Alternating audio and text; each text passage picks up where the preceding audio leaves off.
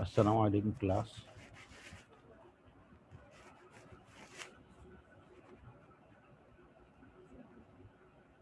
अस्सलाम वालेकुम class. Are you able to hear me? बेटा आवाज़ आ रही है? आवाज़ आ रही है? Yes, sir. Yes, sir. ठीक, आवाज़ कम तो नहीं है? सही है सर। सीखना पड़ा था, क्या फ़ायदा है ना? ठीक है। अच्छा बेटा, जो फ्राइडे को कर रहे थे, फ्राइडे को बीच में सब बंद भी हो गया था। ठीक है, आखिर का लास्ट जो हमने ख़त्म किया था वो देखो कहाँ पे था बेटा। हाँ, ये लास्ट लेक्चर जो था, ये पायराजोलिडीन डाइओन, ये हो गया था। Phenyl butazone, oxyphen butazone, सल्फिन पायराजोन। इसके अंदर मैंने 3-4 कॉन्सेप्ट कहे थे कि इसमें से ख़ास तौर पे वो नोट करने के हैं। ठीक है, एक तो वो एच और एसिड का, और उसके अलावा दूसरा जो है, 2 और चीज़ें मैंने कही थी कि इसमें से नोट कर लेना ख़ास तौर पर। ठीक है ना, जो इसका मेटाबोलाइट्स हैं वो वाली, और जो उसका रिप्लेसमेंट है इंटरेक्शन विद अदर ड्रग्स, ये जो चीज़ें हैं ये इसके अंदर बहुत इंपॉर्टेंट है। ठीक है ना, तो कोई जो बताया था ये मेटाबोलाइट्स, ये बहुत इम्पोर्टेंट है इसका। और ये जो सल्फर से यूरिक एसिडिक एक्टिविटी वाला, ये इम्पोर्टेंट है। और उससे पहले जो एच बताया था कि एच उसकी बजाय है, वो एच जो है वो उसके अंदर बहुत इम्पोर्टेंट है। और इसके तमाम मेटाबोलाइट्स जो हैं वो इसमें से देख लेना। ठीक है बेटा, ये बात समझ में आ रही है? अच्छा, ये फरहीन मौजूद है क्या? फरहीन सियार।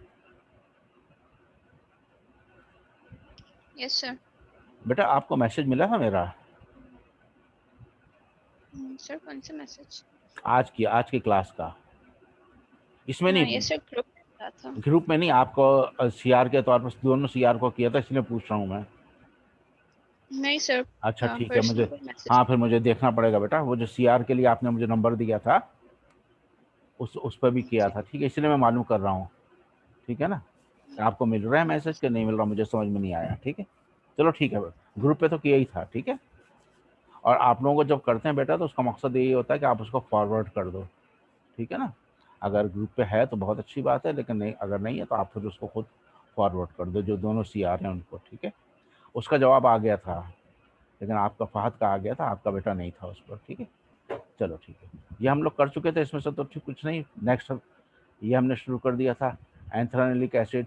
इसके अंदर मैंने आपको जो बताया था एनाराइल एंथ्रानिलिक एसिड से जो हमारे पास सबसे बड़ी जो कंपाउंड वो कौन सा था, मेफेनेमिक एसिड। मेफेनेमिक एसिड, या जिसको पोस्टान कहते हैं। ठीक है, मेफेनेमिक एसिड या पोस्टान जो है। ठीक है, लेकिन उससे ज़्यादा ये मिक्लोफेनेमिक एसिड एक्टिव है। लेकिन सबसे इम्पोर्टेंट और जो जनरली अवेलेबल है वो कौन सा, मेफेनेमिक एसिड, दैट इज पोस्टान। ठीक, ये हम कर चुके थे। ठीक है, इसमें सबसे इम्पोर्टेंट चीज़ यही थी कि एंथ्रानिलिक एसिड बजाते खुद उसके ऊपर कोई डेरिवेटाइजेशन नहीं है, कोई मॉडिफिकेशन नहीं है, सब्सटीट्यूशन नहीं। सारी सब्सटीट्यूशन कहाँ है, जो एन के ऊपर एराइल ग्रुप लगा हुआ है, जो ये एन के ऊपर ये जो एराइल ग्रुप लगा हुआ है, सारी सब्सटीट्यूशन इस ग्रुप के ऊपर है, वहाँ पर सब्सटीट्यूशन नहीं है। ठीक है, ये हम लोग इसको ऑलरेडी कर चुके हैं।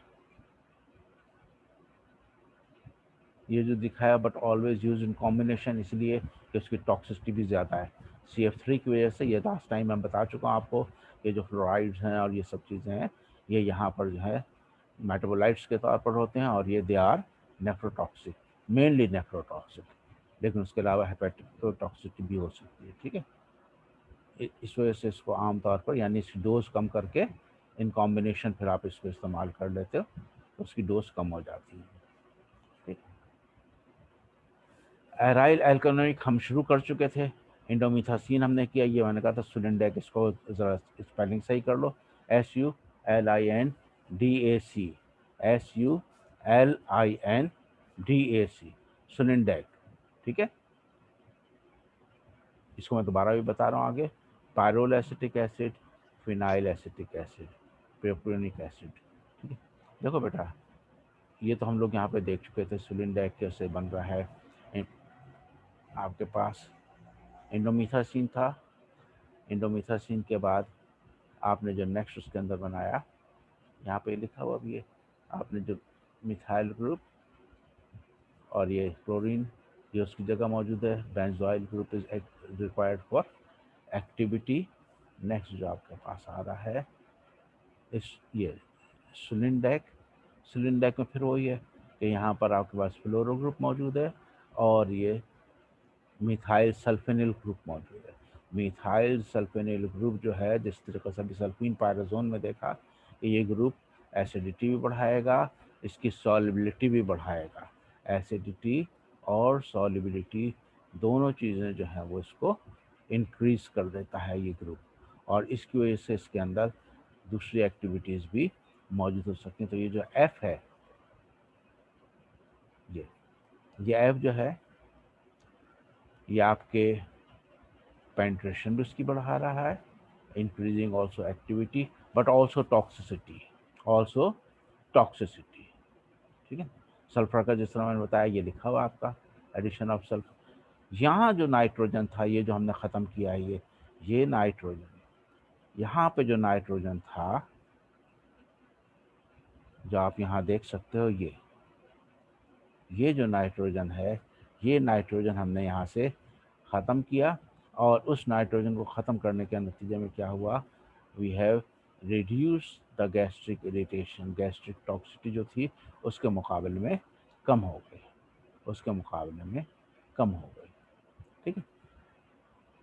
पायरोल इसके अंदर सिर्फ हमने जो चेंज किया है वो रिंग का चेंज किया है। ठीक है। रैपिडली एब्जॉर्ब एंड एलिमिनेटेड ये भी हमने कर चुके थे। Highly toxic not in use, ख़त्म हो गई। फिनाइल एसिटिक एसिड, यहाँ पे बेटा दो चीज़ देखने की, हम फिनाइल एसिटिक एसिड कह रहे हैं, ठीक है ना। इससे जो डेरिवेटिव बना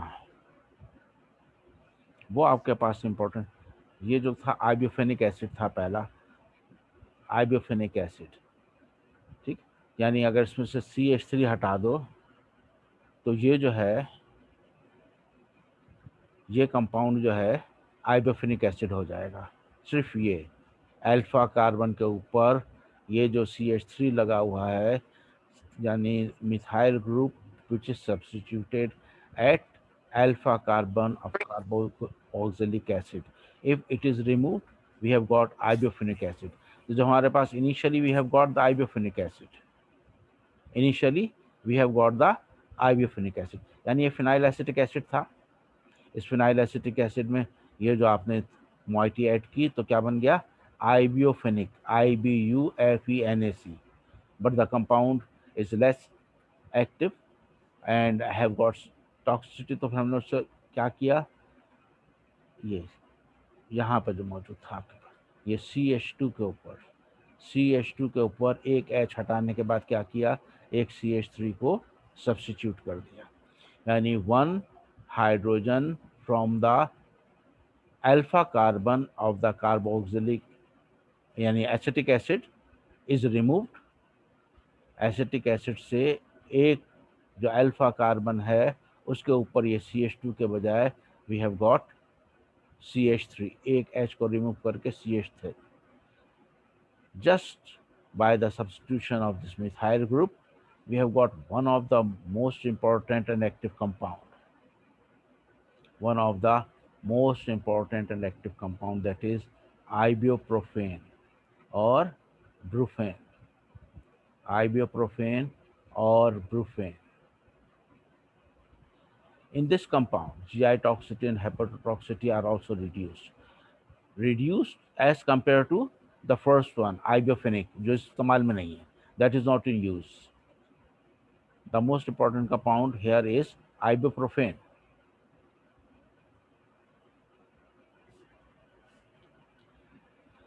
The derivatives which we have further got from that compound, ketoprofen, ये कीटोप्रोफेन है,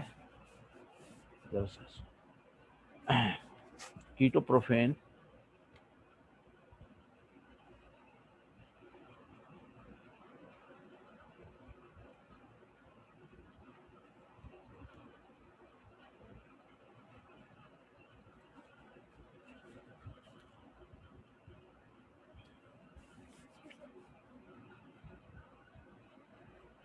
दिस ग्रुप इज एडेड, ठीक है ना, benzoyl group at meta position, that group is added.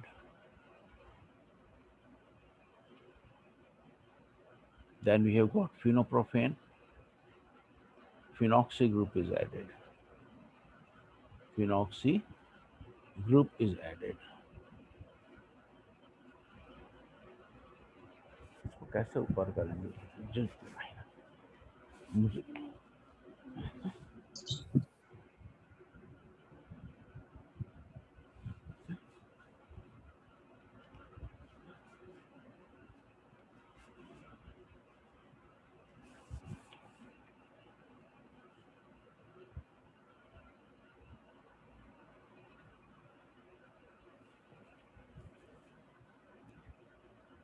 isopropanol, we have got this thionyl group, thionyl group. All of these compounds, the ketoprophane, phenopropane, suprophane, they have got almost the same activity, but in some cases we have got more toxicity. We have got more toxicity. फिनोप्रोफेन में जो calcium salt है वो भी available है नैल्फॉन के नाम से, और दूसरी बात ये कि जो कीटोप्रोफेन और उसके अंदर मौजूद नहीं है, एक्टिविटी क्या है, एंटी प्लेटलेट एग्रीगेशन एक्टिविटी, यानी this inhibit platelet aggregation, anti platelet aggregation activity is also present in the case of phenopropane. Next important compound in this series, anthranilic acid. Here, anthranilic acid. We have got this one. N के ऊपर ये जो आपने जैसे उसमें किया था phenyl group add किया, लेकिन इस फिनाइल ग्रुप में क्या था, यानी acetic acid, phenyl acetic acid था। फिनाइल एसिटिक एसिड में ऑर्थो पोजीशन पर एन मौजूद था, जिसको एनाराइल आपने कहा कि एनाराइल एंथ्रानिलिक एसिड जिस तरह वहाँ पर मौजूद था, यहाँ पर क्या चीज़ मौजूद है, फिनाइल एसिटिक एसिड। एन के ऊपर जो आपने सब्स्टिट्यूशन किया, ये फिनाइल ग्रुप और फिनाइल ग्रुप पर डाईऑर्थो सब्स्टिट्यूशन, दोनों ऑर्थो पोजिशंस के ऊपर क्लोराइड को सब्स्टिट्यूट किया। The compound become diclofenac or generally we say diclofenac. It is available as calcium salt.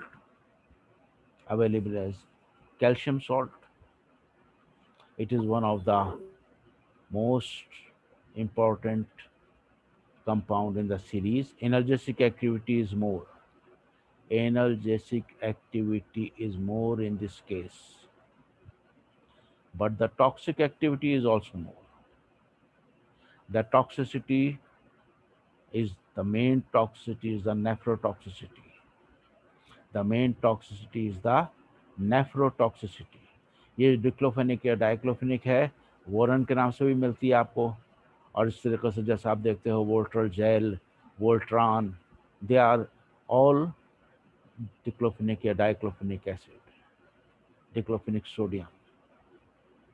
शायद आपने एक वाक़या सुना होगा कि एयरपोर्ट के करीब जो जानवर थे, यानी जो परिंदे जो उड़ते थे, बर्ड्स, उन परिंदों को जब देखा गया तो बहुत उनके अंदर कैजुअल्टीज़ हो रही थी, मोर्टलिटी रेट हाई हो गया था। क्यों? जब देखा गया तो पता चला कि उनके जो गुर्दे थे वो ख़राब हो चुके थे, और वो किस वजह से थे कि वो जो चीज़ें इस्तेमाल कर रहे थे, यानी वो जो चीज़ें इस्तेमाल कर रहे थे वो पॉल्यूटेड थी किस चीज़ से, डाइक्लोफेनिक, वोल्ट्राल या वोरन, ठीक है ना।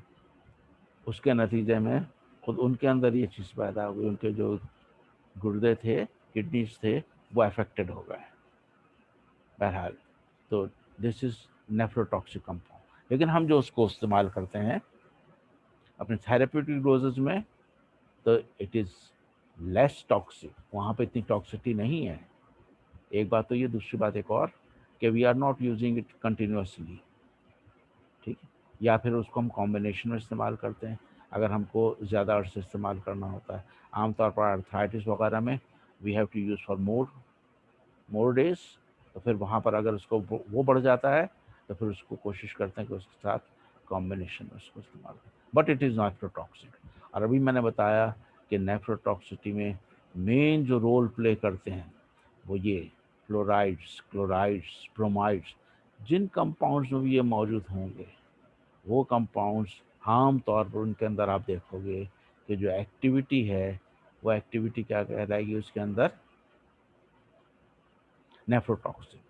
आमतौर पर nephrotoxicity may be hepatotoxic, but the main toxicity will be नेफ्रोटॉक्सिटी।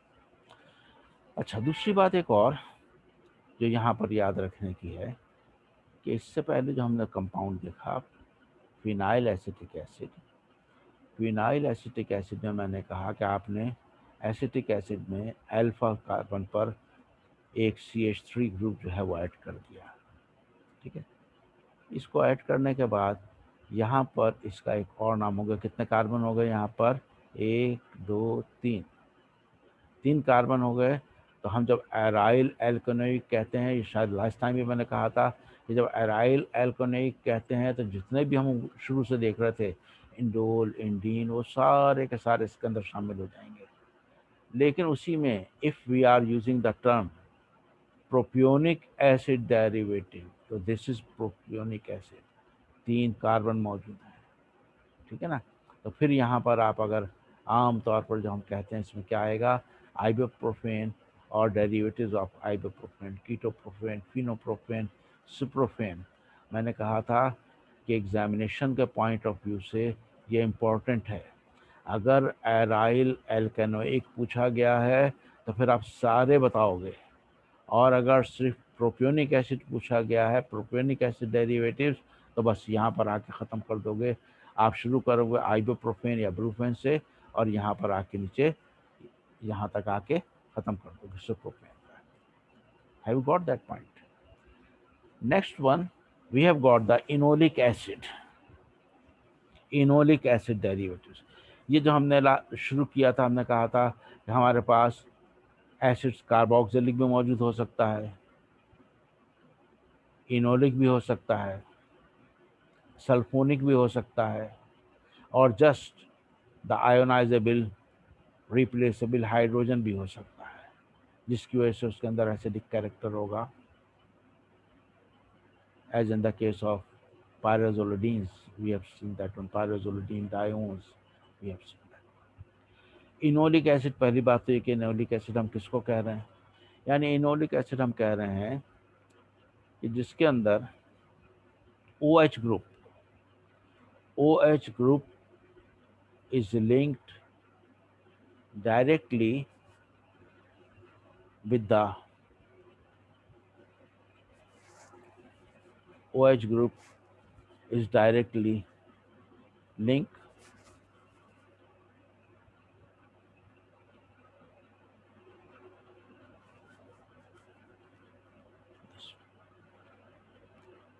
OH group is directly linked with alkene,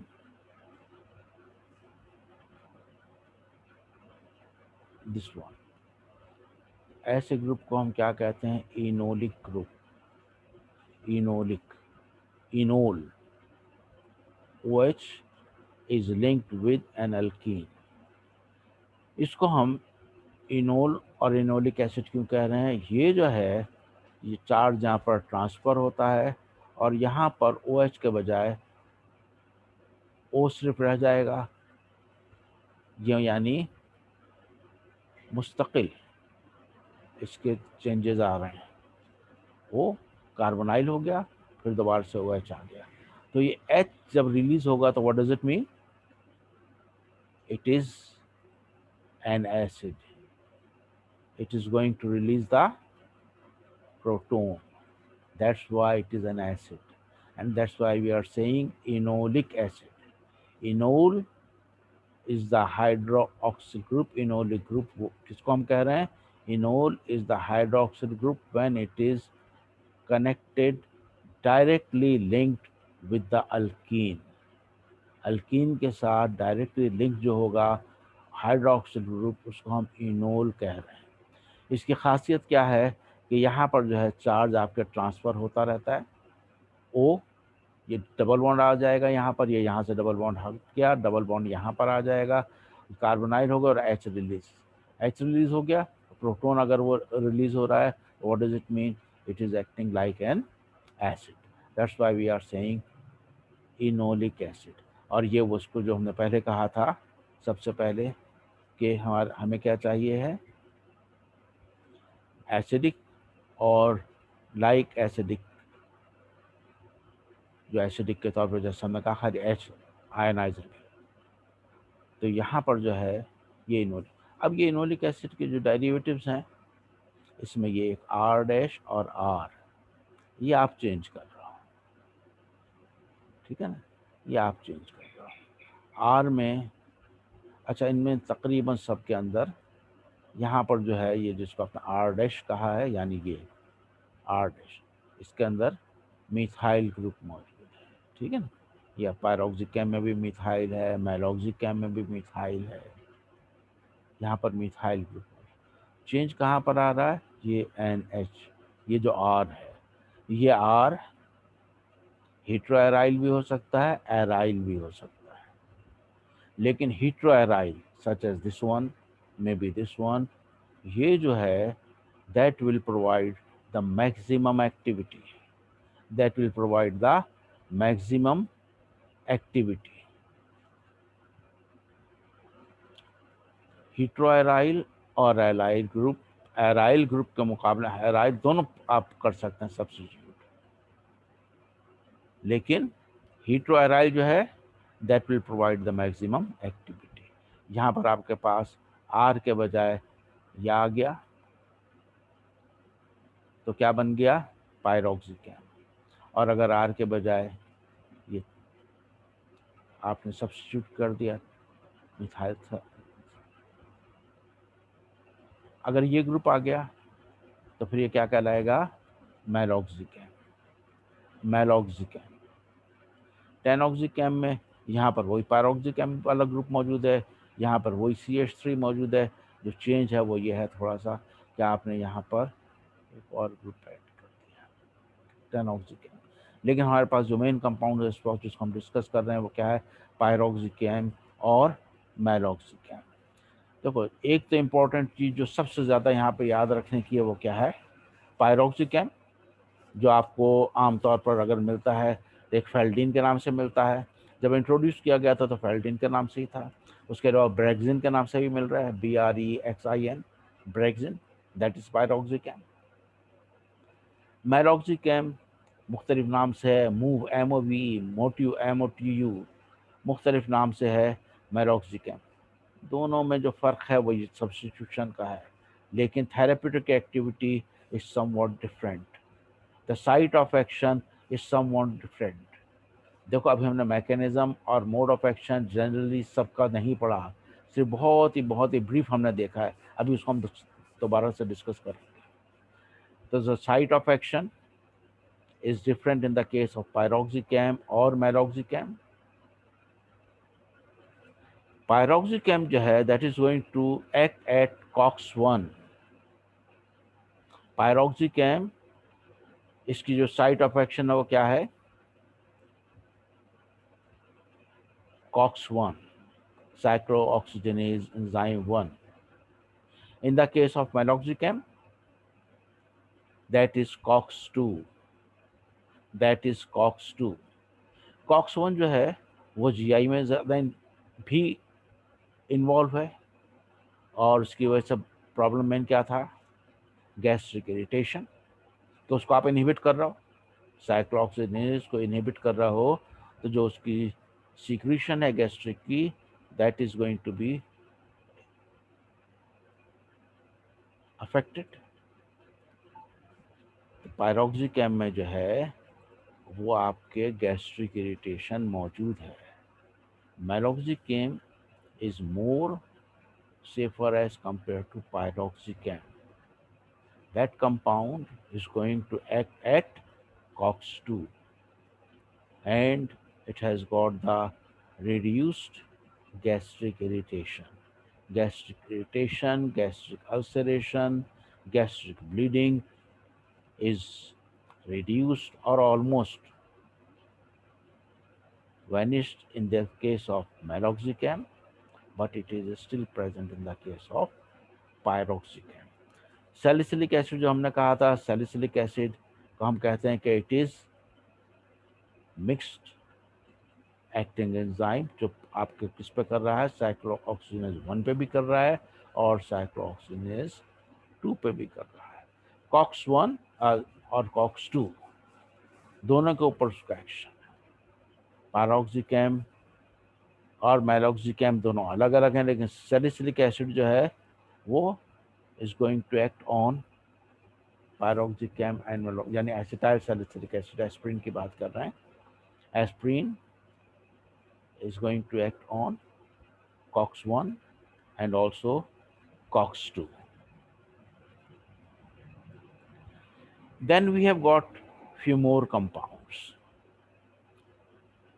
One compound is nimesulide.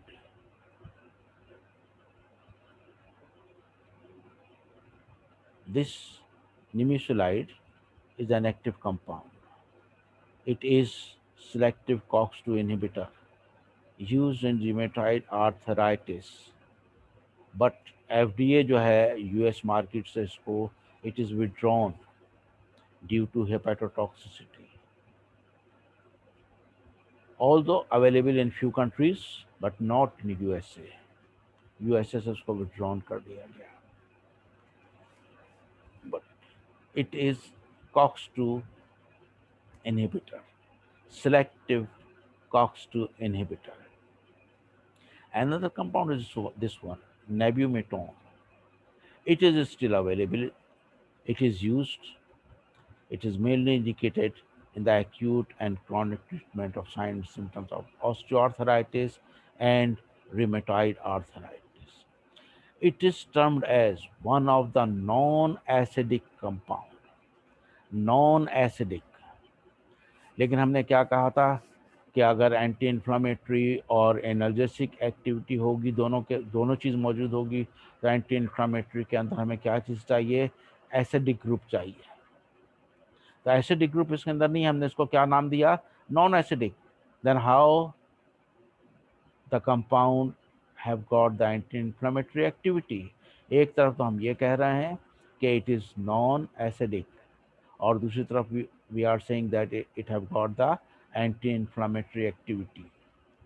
तो एक कंट्राडिक्टरी थोड़ा सा आपको लगता है, लेकिन इससे पहले हमने एक चीज़ डिस्कस की थी कि we can use the compounds which can be termed as prodrug, और वो कंपाउंड जो प्रोड्रग के तौर पर एक्ट कर रहे हैं after metabolism, the required functional group will be produced, generated in this compound.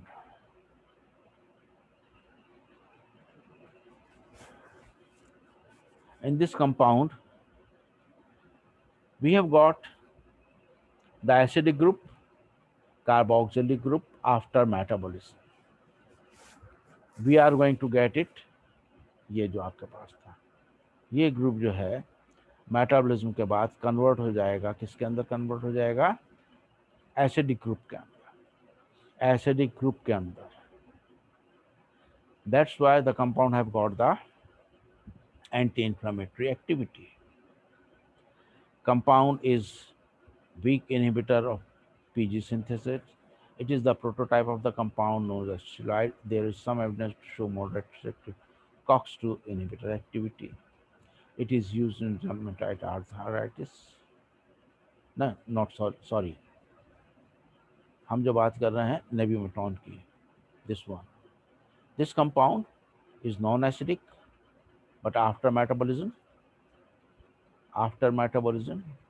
it will be converted into acid. ये वाला जो था ये एसिटिक एसिड के अंदर कन्वर्ट हो जाएगा, ठीक है ना, एसिटिक एसिड के अंदर ये कन्वर्ट हो जाएगा.